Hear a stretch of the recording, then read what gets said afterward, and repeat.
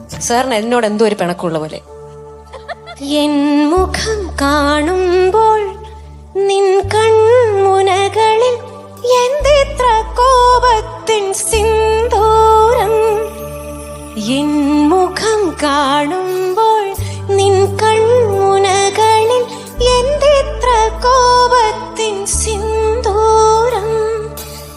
എന്നടുത്തെത്തുമ്പോൾ എന്തു ചോദിക്കലും എന്തിനാ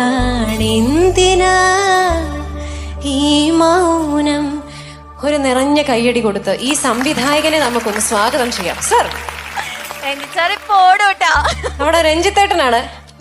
ഈ പാട്ട് അറിയില്ലേ സർ? എന്നടുത്തെത്തുമ്പോൾ ഞാൻ പാടിക്കും എന്തിനാണ് ഈ മൗനം.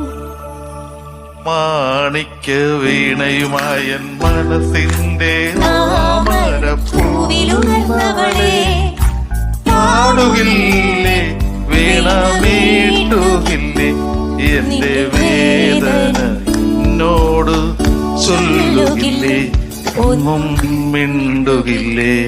സൂപ്പർ.